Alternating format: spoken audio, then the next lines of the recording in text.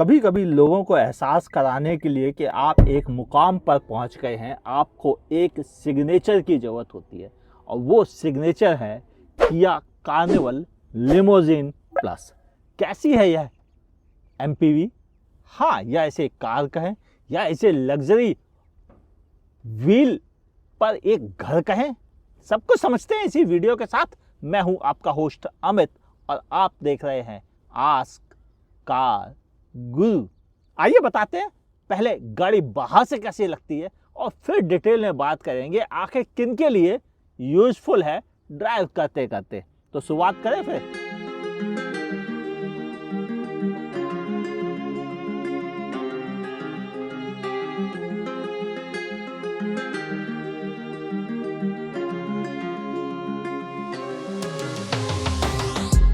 Kia Carnival सबसे ज़्यादा imposing front से ही लगती है। वजह बड़ा सा बोनट, उस पर डिफरेंट तरह की क्रीजेस दे रखी गई हैं। सिग्नेचर टाइगर नोज ग्रिल के साथ मिल रहा है आपको। नीचे ही आपको एक एक्टिव ग्रिल भी है। रडार के लिए भी जगह है यहाँ पर मौजूद। पार्किंग सेंसर्स भी हैं, कैमरा भी मौजूद है। और मज़े की चीज़ अगर हम बात करें तो यहाँ पर आपको मिलते हैं एलईडी हेडलैम्प, डीआरएल और इंडिकेटर के साथ में। नीचे आपको फॉग लैम्प भी यहाँ पर मौजूद है, यानी ज़रूरत की सभी चीज़ें भी हैं। और साथ ही आपको मिलता है रेन सेंसर, वाइपर और लेन कीप के लिए कैमरा भी। यानी ओवरऑल इसमें एक दो नहीं, लगभग 7 कैमरे हैं, जिनमें कि 4 कैमरे आपके अराउंड व्यू के और 3 एडास से रिलेटेड हेल्प करने के लिए है। आइए दिखाऊं साइड से कैसी लगती है। सी प्लस पर काफ़ी जगह दे रखी गई है। बड़ा सा ग्लास एरिया, यहाँ पर टेक्सचर मौजूद है रूफ रेल के साथ में। और पीछे के टायरों में भी आपको डिस्क ब्रेक मिलते हैं। बड़ा ग्लास एरिया ही नहीं मिलता है, इवन डोर भी काफ़ी बड़ा है और जो यूं ना खुल के स्लाइड होता है। नतीजा भीतर बैठने वाले को जरा सी भी दिक्कत नहीं होती, जिसको बंद करना भी काफ़ी आसान है। बस एक बटन दबाइए, ये अपने आप बंद भी हो जाता है। और ऊपर चढ़ने के लिए आपको एक रैंप भी दे रखा गया है, जिसे हम फुट रैंप कह के बुलाते हैं। यहाँ भी आपको रिक्वेस्ट सेंसर मौजूद है, जो ड्राइवर के लिए काफ़ी सहूलियत वाली बात है। यहाँ पर ओआरवीएम में इंडिकेटर, कैमरा और बड़ा सा ग्लास एरिया, और उस पर भी ब्लिंकर्स भी आपको मिल जाते हैं, जो कि एडास में यूज़फुल है। आगे आपको मिलते हैं 18 इंच के अलॉय व्हील्स, 235 60 प्रोफाइल्स के टायरों के साथ। और आगे और पीछे दोनों साइड ही आपको मिलते हैं डिस्क ब्रेक। किया कार्निवल जहां एक बड़ी चौड़ी सी गाड़ी है, और वो सिग्नेचर यहाँ पर मिलता है एक स्ट्रिप से कि यह और भी चौड़ी है। इधर आपको कनेक्टिंग लाइट मिलती है और इसका सिग्नेचर रियली बहुत अच्छा है। यहाँ पर आपको इंडिकेटर्स मिलते हैं। इधर आपको कैमरा, किया की बैजिंग, कार्निवल और लिमोजिन की बैजिंग, इस तरफ आपको पार्किंग सेंसर्स। और हाँ, एक जेस्चर से इसका बूट खोल सकते हैं, रिमोट से खोल सकते हैं, भीतर से खोल सकते हैं। बहुत सारे ऑप्शन हैं आपके पास और उसमें इतनी जगह मिलती है, आप तो देख ही चुके हैं, बताने की ज़रूरत है क्या। आइए फिर भी आपको एक झलक दिखा ही देते हैं। यहाँ पर जब हम थर्ड रो फोल्ड कर देते हैं तब आपको काफ़ी बड़ी जगह मिलती है। आइदर आपको वैसे ही यहाँ पर काफ़ी जगह है, जैसे कि आपको किसी चीज़ की ज़रूरत नहीं पड़ेगी, और यहाँ पर आप अपना काफ़ी सामान कैरी कर सकते हैं। मेरा शायद आप यहाँ पर 1 2 3 नहीं, 4 बड़े सूटकेस और 3 बड़े बैग कैरी कर सकते हैं। इतनी जगह है, वो भी तब जब आप इस सीट को अप कर दें, और अगर आप सीट को डाउन कर दें तब तो कहना ही क्या। किया कार्निवल, पहले फीचर्स की बात करूं, क्या मिल रहा है। लेदर रैप्ड स्टीयरिंग व्हील, इस तरफ एडेप्टिव क्रूज कंट्रोल और इस तरफ टेलीफोनी और म्यूजिक सिस्टम के कंट्रोल्स है। और म्यूजिक सिस्टम से याद आया कि ये 12.3 इंच और इधर ये 12.3 इंच का इंस्ट्रूमेंट क्लस्टर भी आपको मिल जाता है। Quality top class. स्टीयरिंग जो है वो भी टिल्ट एंड टेलीस्कोपिक एडजस्टेड है। पीछे पेडल शिफ्टर भी इसमें दे रखे गए हैं। सामने HUD डिस्प्ले मिलता है, वह भी 11 इंच का। मेरे हिसाब से काफ़ी सही है इसका साइज यूज़ करने के पॉइंट ऑफ व्यू से। अब बात आपसे करूं क्लाइमेट कंट्रोल की, तो नीचे आपको डुअल जोन क्लाइमेट कंट्रोल मिलता है और पीछे की तरफ के लिए एक अलग जोन है, यानी टोटल 3 जोन क्लाइमेट कंट्रोल इस कार में उपलब्ध है। आगे ही आपको 2 Type-C USB पोर्ट। इस सब के अलावा आपको आगे, पीछे और थर्ड रो, तीनों ही रो में लेदराइट सीट्स मिलती हैं। और सारे कंट्रोल्स जो है वो पैनल के, उसके आसपास भी आपको लेदराइट टच मिल जाता है। आगे और पीछे की सीट वेंटिलेटेड और हीटेड दोनों के ऑप्शंस के साथ आती है, यानी फ्रंट रो और सेकंड रो दोनों में ही। इन सब के अलावा आपको बोस के एकॉस्टिक साउंड एक्सपीरियंस मिलता है, जिसकी क्वालिटी काफ़ी अच्छी है और सुनने में मज़ा भी आता है। अब आपसे अगर मैं बात करूं इस कार में दिए हुए और फीचर्स की, तो यहाँ पर आपको गियर सेलेक्टर मिलता है, पीछे पार्किंग ब्रेक, और इसके अलावा डिफरेंट ड्राइव मोड यहाँ पर मिलते हैं। जैसे इस समय नॉर्मल पे चल रहा है, अब स्पोर्ट मोड ऑन हो गया, अब इसमें स्मार्ट मोड ऑन हो गया, और अब इको मोड ऑन हो गया जिसमें ग्रीन डिस्प्ले आ जाता है। मैं नॉर्मल पे चलना पसंद करूंगा, हालांकि मैं इसे स्पोर्ट्स पर काफ़ी चला चुका हूं। यहाँ भी इसके नीचे भी कुछ जगह मौजूद है, यहाँ पर 2 कप होल्डर्स मौजूद है, पीछे यहाँ पर वेंटिलेटेड और हीटेड के ऑप्शंस मौजूद हैं। इनके अलावा कैमरे का ऑप्शन उपलब्ध है, जिससे कि आपका कैमरे का डिस्प्ले आ जाता है पीछे का, आपको देखने में आसानी रहे ड्राइव करते करते। और जब आप लेफ्ट साइड का इंडिकेटर देते हैं तो लेफ्ट साइड के कैमरे का डिस्प्ले सामने आता है, जब राइट साइड का इंडिकेटर देते हैं तो राइट साइड का भी आता है। इसके अलावा ब्लाइंड स्पॉट डिटेक्शन के भी ऑप्शंस मिलते हैं, क्योंकि ADAS लेवल 2 के साथ आता है। इसका कैमरा यहाँ पर लगा हुआ है और नीचे रडार भी आपको मिल जाता है। इन सब चीज़ों के अलावा अगर हम स्पेस की बात करें तो स्पेस बहुत ज़्यादा, उसको लेकर कोई शिकायत मुझे नहीं है। यहाँ पर आपको एम्बियंट लाइटिंग भी मिल जाती है 64 कलर के साथ में। सीट्स पर इलेक्ट्रिक फंक्शंस मौजूद हैं, जिन्हें आप मैनुअली सीट्स को आगे पीछे खिसका सकते हैं, और इसके अलावा बाकी सारे एडजस्टमेंट इलेक्ट्रिकली कर सकते हैं। यहाँ पर आपको 2 मेमोरी फंक्शंस भी मिल जाते हैं सीट्स के लिए।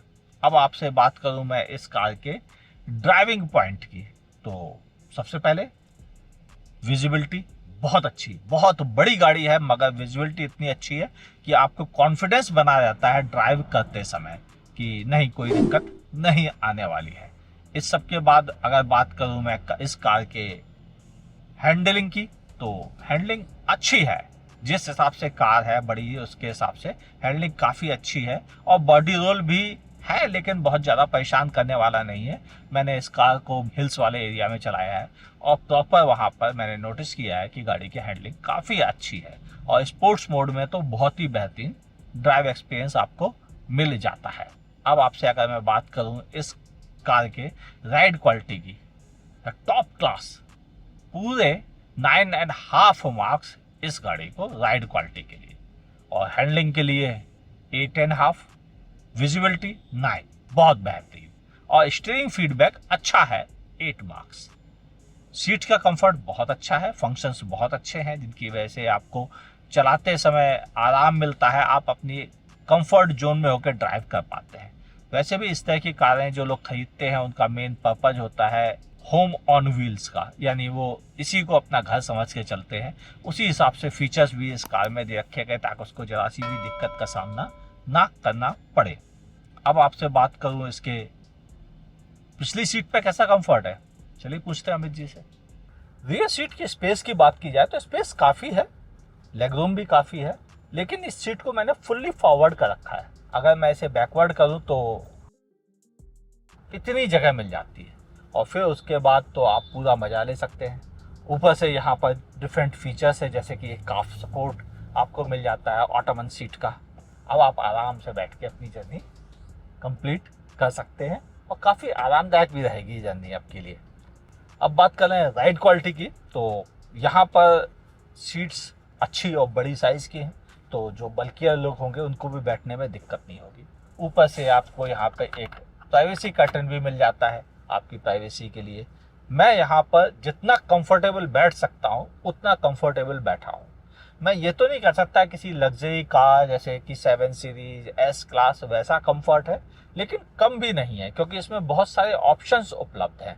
हाँ, बस प्रॉब्लम क्या है कि जब आप इस काफ को खोलते हैं पूरा मजे से लेटने के पॉइंट ऑफ व्यू से, तो आपके पैर पीछे अटक जाते हैं। वो एक थोड़ा स्पेस का इशू जरूर है, बाकी ऐसे कोई स्पेस की प्रॉब्लम बिल्कुल नहीं है। बैठ के आने जाने के लिए कोई प्रॉब्लम नहीं है। हाँ, क्या पिछली रो में भी इतनी ही जगह है, देखते हैं। थर्ड रो पर अगर बात की जाए तो एक बड़ी चीज जो मैंने नोटिस की हुई है कि यहाँ पर प्राइवेसी कर्टन मौजूद है, और प्राइवेसी कर्टन की वजह से थोड़ा अच्छा सा लगता है आपको यहाँ पर बैठकर भी। अच्छा खासा आपको नी रूम मिलता है, थर्ड रो में भी लेग रूम भी काफ़ी अच्छा है, वैसी कोई कंप्लेंट नहीं, बस थोड़ा अंडर थाई सपोर्ट कम है। ये और होता तो मज़ेदार हो जाता। पीछे एसी वेंट भी मौजूद है, यूएसबी टाइप सी पोर्ट भी यहाँ पर मौजूद है, और सीट का रिक्लाइन भी अपने हिसाब से एडजस्ट कर सकते हैं। ऐसे पीछे झुकी हुई है, आप ऐसे ही इतना और से झुका सकते हैं अगर आपको ज़रूरत लगता है तो।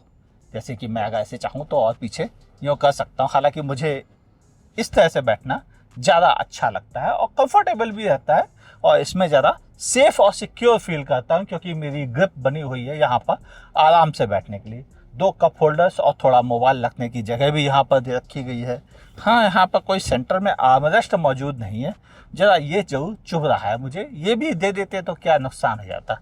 रेस्ट कोई प्रॉब्लम नहीं है, यहाँ पर काफ़ी जगह मुझे मौजूद है, आने जाने इधर उधर खिसकने के लिए भी बहुत ही जगह है। तो थर्ड रो प्रॉपर यूजेबल है और आप इस पर 300-400 किलोमीटर आराम से जर्नी कर सकते हैं। मेरी हाइट 5 फुट 10 इंच है, उस हिसाब से आप समझ गए होंगे कि जब 5 फुट 10 इंच का आदमी बैठा है तो यहाँ पर 6 फीट का भी एडजस्ट हो जाएगा बगैर किसी कंप्लेंट के। फीचर्स में एक और बड़ी चीज़ मैंने नोटिस की है, वो ये कि यहाँ पर आपको 2 सनरूफ मिल जाती हैं। ये भी ओपन होती है, पीछे वाली भी सनरूफ ओपन होती है, बस ये वाली टिल्ट होकर ऊपर ओपन होती है, वो वाली स्लाइड होकर ओपन होती है। और इसके नीचे जो पैड दिया है वो हार्ड पैड है, जिसकी वजह से धूप और गर्मी भीतर नहीं आती है। बाकी कंप्लेंट कोई नहीं है। अब बात कर ले इंजन की कि इंजन कैसा है। इस भारी भरकम एसयूवी को चलाने के लिए मिलता है 2.2 लीटर का टर्बोचार्ज डीजल इंजन जो 193 पीएस की पावर देता है 450 Nm टॉर्क के साथ, और 8 स्पीड का टॉर्क कन्वर्टर गियरबॉक्स इसे सपोर्ट देता है। मगर क्या सच में यह अच्छी फ्यूल एफिशिएंसी देता है? क्योंकि क्लेम्ड एफिशिएंसी तो 14 प्लस कुछ की है। चलो ड्राइव करते करते ही बात करते हैं इसके बारे में। चलाने की बात आए तो 193 पीएस की पावर इसे अच्छी स्पीड पर ड्राइव करने में काफ़ी हेल्प करती है। मैंने इसे काफ़ी अच्छी स्पीड तक भी चलाया है और नॉर्मल सिटी ड्राइव भी काफ़ी की है। हाईवे भी चलाया है, हिल्स पर भी चलाया है, नंदी हिल्स की ट्विस्टेड रोड्स पर भी खूब चलाया है, और दोनों कंडीशन में मुझे इस इंजन की परफॉर्मेंस ने ज़रा सा भी निराश नहीं किया। यानी मैं सीधे सच्चे शब्दों में कहूँ तो बहुत अच्छा इंजन ने रिस्पॉन्स किया है। हालांकि साइज सुनने में भले हमें 2.2 लीटर लगता हो, लेकिन यह टर्बोचार्ज रियली काफ़ी अच्छी परफॉर्मेंस देता है आपको। और मज़े की बात बताऊं, 8 स्पीड का गियर बॉक्स जो कि drive by wire electrical system के साथ है, यानी सिर्फ नॉब है। देखने में जितना अच्छा लगता है गियर नॉब, उतना ही इसके पीछे छिपा हुआ गियर रिस्पॉन्स अच्छा है। शुरुआत में जब आप एकदम से पंच करते हैं तो थोड़ा सा लैग आता है, लेकिन वो जब हार्ड एक्सीलेट करते हैं तब, और अगर आप नॉर्मल एक्सीलेट करते हैं तो फिर आपको लैग फील नहीं होता। इवन गियर शिफ्ट भी परेशान नहीं करते, ना ही स्पोर्ट मोड में और ना ही नॉर्मल मोड में।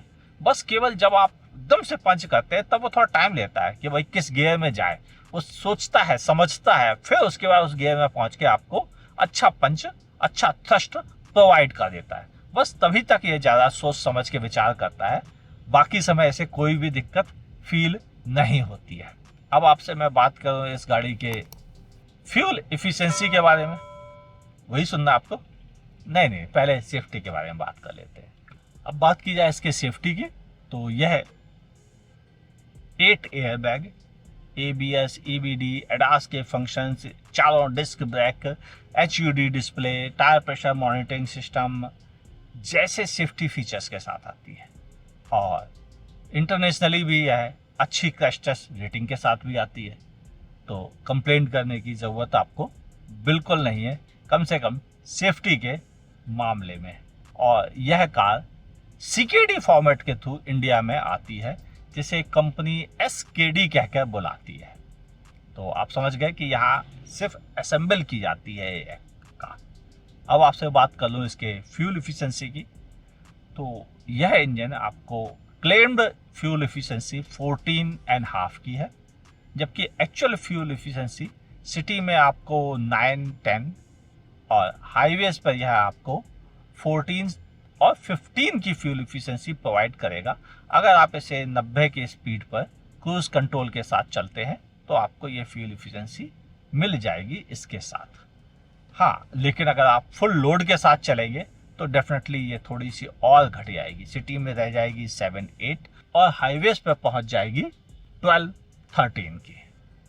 उम्मीद है अब आपको काफ़ी क्लैरिटी मिल गई होगी। बाकी बातें करते कंक्लूजन में, क्योंकि कीमत है इसकी 65 लाख रुपीज एक्स शोरूम।